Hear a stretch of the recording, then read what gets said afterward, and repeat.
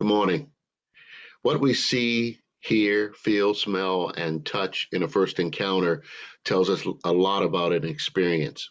Mentally, this is called rapid cognition and thin slicing. That's what best-selling author Malcolm Gladwell calls it in one of his seminal books, Blink, The Power of Thinking Without Thinking. There are millions of thoughts running through our heads, and how we decide upon something in a quick, swift manner is a sophisticated intelligence system that has led to our survival as a species. In seconds, we can figure out our environment, context, threat level, opportunities, strengths, weaknesses in a split second. And many of them are good. Some of them allow us to survive, but a lot of them can also be bad decisions. And Gladwell believes there's a reason why we sometimes fail in our thin slicing. But even still, we perfected this process over the centuries, and this is probably one of the single biggest reasons why there are 6 billion of us on the globe, rapid cognition. Now, I believe that we can make this system close to fail-proof if we harness the power of science, reason, and spirituality, our intuition and our reason effectively. And so this sermon is speaking directly to our second-to-last Unitarian Universalist source, which says that we follow humanist teachings which counsel us to heed guidance and reason and the results of science, and warn against idolatries of the mind and spirit. This message is dedicated to that particular source. Ah, yes, our beautiful brains. They fire signals, and we decide and make judgments. Pow! Oh, that's really beautiful art. Boom! No, that art is objectifying to me. Boom! He's really tall. I wonder if he's a basketball player. Boom! Look at them over there. They're dangerous. Bam! Oh, she looks like a nurse. Boom! No, that's a doctor. Pow! They're racist. Bam! They're misogynist. Boom! They're judgmental. Bam, boom, pow, we blink. For better and for worse. And sometimes we are spot on, and sometimes we miss the mark. And that is really our first lesson today. We have to all choose humility in the way that we judge and prejudge people, places, and things. That's why the wise teacher said, judge not, yes, lest ye be judged. The contemporary meaning there says that there are karmic ramifications here, that what we put out, we get back. So make sure you know what you know. Make sure you're putting out holy and instructive advice, because what goes around comes around. Humility is needed when you decide to walk this path of love.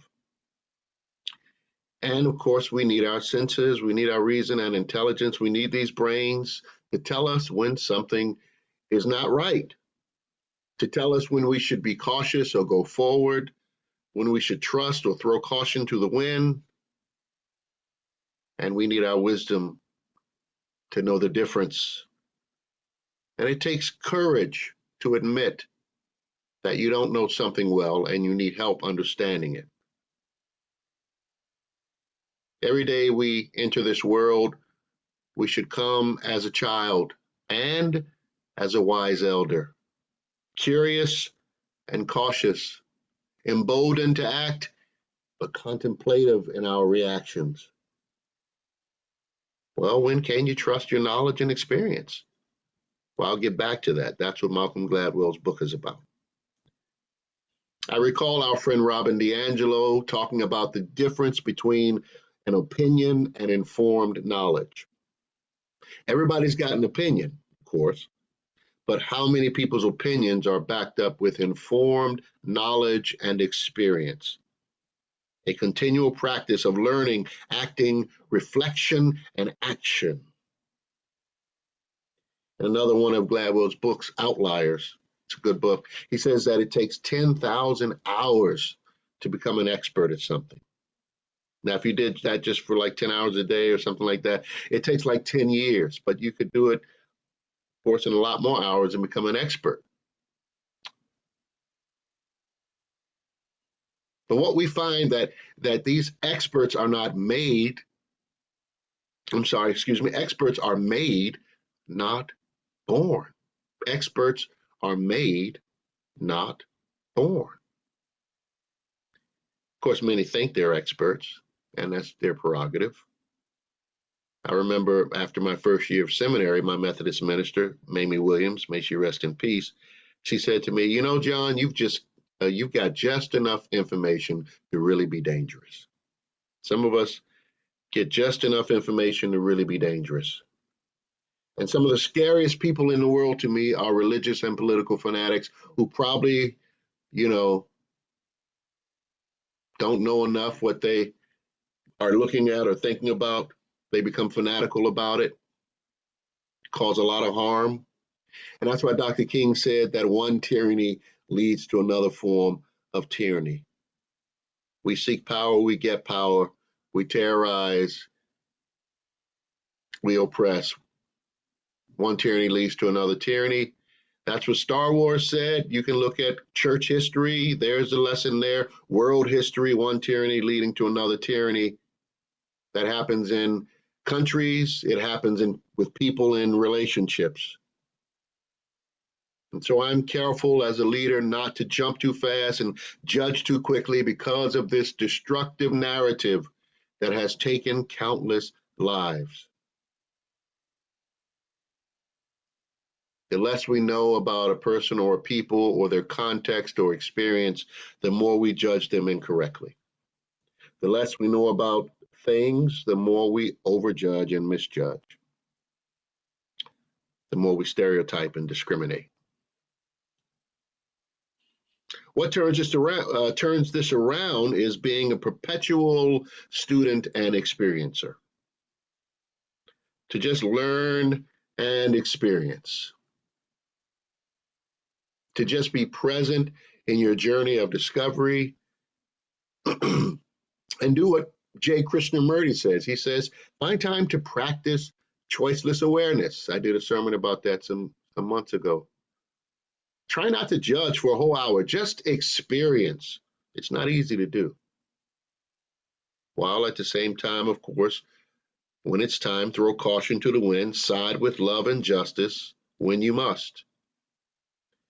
So this, like most of my sermons, is about the both and in life, not the either or.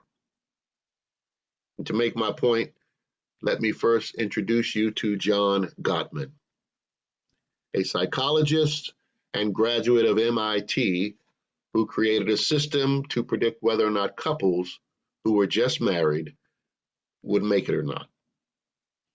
These couples would come to Gottmans Lab. He called it a love lab over many years. And he took a lot of data and information about these couples and learned how to tell if they were going to make it or not.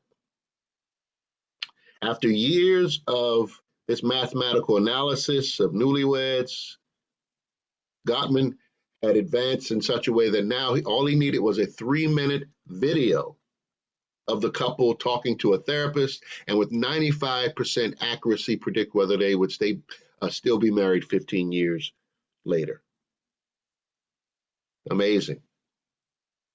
So in the book, Gladwell tries to get Gottman to explain it, and he goes through the mathematics of divorce and mathematics of staying together, and he talked about all these crazy numbers and formulas, and Gladwell just got confused. So he looks over at Gottman's partner, who revealed how he did it. It seems that Gottman had uploaded all this information in his head from years of study, that he didn't need to do the fancy formulas and lengthy equations any longer, the quantitative and the qualitative studies. He knew his field. Of course, he's always still learning, but he had put enough time in that all he needed to do was simply watch the facial expressions and the number of positive and negative responses from the couple in 3 minutes to determine whether they would make it or not. You see, Gladwell shows that it was his years of study and contemplation, all those years,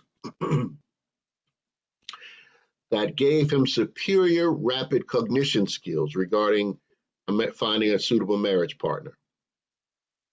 So the point is that the more we learn about something, the better our analysis will be. Now, of course, there are two problems with that: the source material and TMI, too much information. On the first, the source material, what defines good data? Colleges and universities that are feeders of much of this information to the mass media, they have their version of what is good source material, and then there's everyone else. I tend to trust the big colleges and research firms, the reputable science, over the conspiracy theories and articles and places on the web that I can't really back up the sources. But the crazy part today is that everyone is quoting sources. Oh yeah, Dr. Feelgood said that, supplements are bad for you, so I'm not taking supplements. Oh, really? Well, this PhD, well-researched doctor over here said that everyone should be taking supplements in some way, shape, or form. So this is where we must use wisdom and intuition to guide us. Wisdom to know the difference, says the prayer. Everyone thinks their sources are credible. If they're being honest with themselves, maybe they would realize the sources aren't so credible. Some sources aren't. And this issue of truth is a dilemma for humanity right now. And I don't think we will fix what divides us until we figure out what is truth, what is a trusted source. Not so much for an individual, we all have our narratives, our stories, things we want to believe, but really for the collective species as a whole. What do we agree upon that is fundamentally true, that will allow us to survive and thrive on the planet? And that list may not be very long. It may just be a few things that we all agree upon. And maybe that's where we start. But let's assume you are a person following scholarly research and sources that are nationally recognized as legitimate. Use your wisdom and your intuition, your thin slicing, and ask yourself, does this information, does this data feel right for me? Does it feel honest? Is it calling me to courage and hope, good? Or is it calling me to fear and vindictiveness, not so good? In fact, that's what I try to do as a leader. I ask myself, is this thought or suggestion good for the congregation as a whole? Good for Unitarian Universalism? And strangely, because life is paradoxical, sometimes what's good for the individual is not always good for the institution. These things are not mutually exclusive. That's something you have to sit with. I had to sit with that one. So basically, we're talking about really complex and advanced ethics. Most of us are stuck in the old ways of analysis. They're stuck in the dichotomy, us versus them, stuck in the binary. And to move society forward, we need a new kind of ethics that is more elastic, that can thin slice and understand context better. A new way that can move beyond the dichotomy and yet be in it at the same time. And I'm calling that action and reflection. Action and reflection. On my second point, there's more paradox. Your thin slicing can be damaged greatly by overanalysis. Malcolm Gladwell says that we can get TMI, too much information, and lose our common touch to situations. He says if you get caught up in the production of information, you drown in the data. This one is really big for us Unitarian Universalists, for me personally. You can trust your blink if you've done your homework, put the hours in, like a martial artist who has studied and sparred for years. When confronted with a real situation, she acts without having to think about how to subdue her partner, her attacker. Just with a few effortless moves.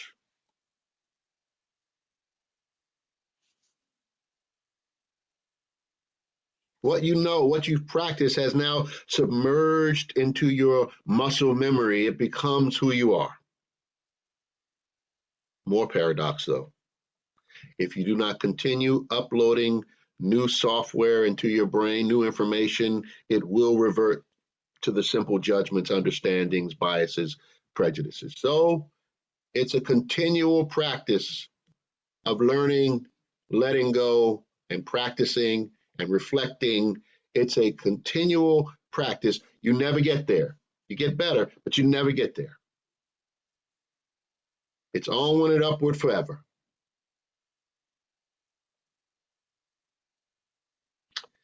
So the question is, would you like to see where you are with your biases and prejudices?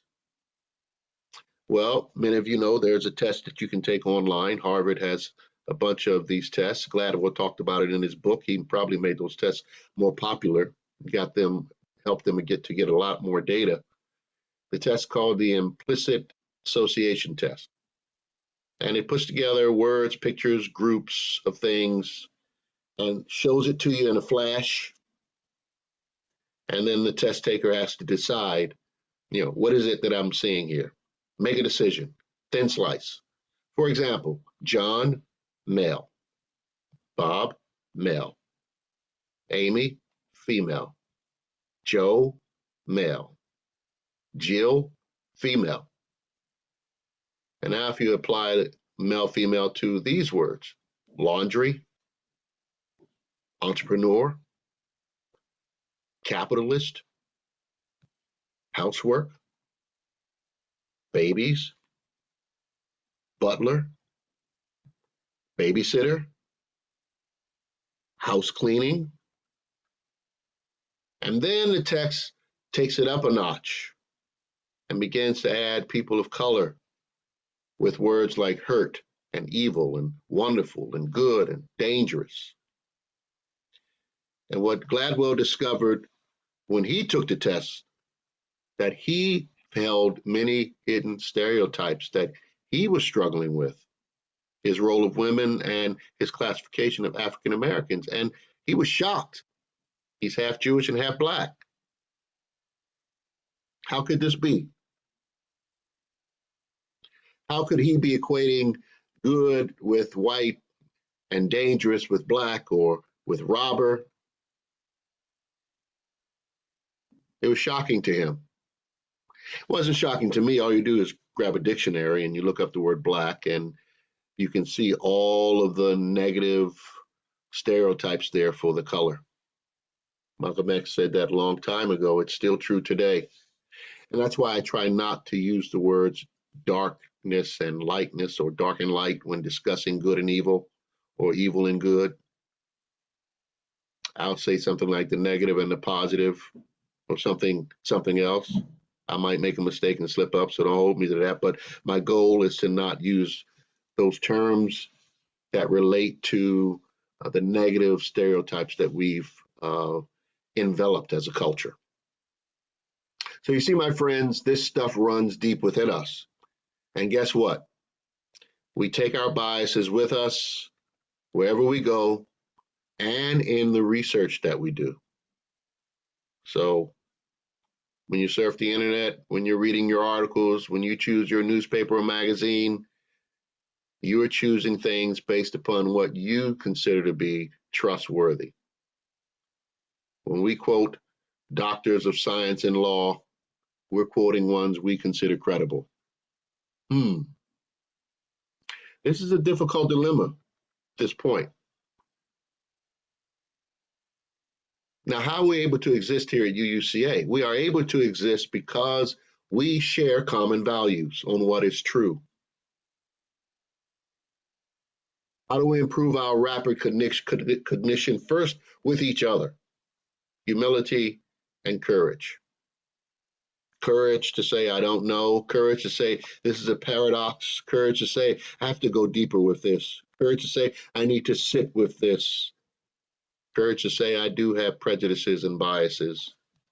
Courage to change the things you can, and wisdom to know the difference. That's the serenity prayer. So Gladwell took the test again, but before he took it, he was asked to view some positive experiences of Black America and people of color in particular. He took the IAT test, or the IAT, and he did much better. In fact, Gladwell wrote that it has been proven that when you give people quality associations before they take the test, they have significantly less biases showing up. So this is absolutely crucial for us to comprehend. We may not be able to do the same kinds of research. We may disagree on source material, secular or religious, but when we talk to people, we can do our best to have what Gladwell calls quality associations. That is what we've been preaching here for a long time. Right relationship, building your one-to-one relationships. I've really upped up my coffees and my lunches, and I'll continue to do that. I can still do those. We're not shut down. You can still do those. I'm working on my 10,000 hours to continually challenge myself to understand people better, to understand you better, to understand Unitarian Universalism better. That's what is required of all of us if we are to be sentient spiritual beings in this community.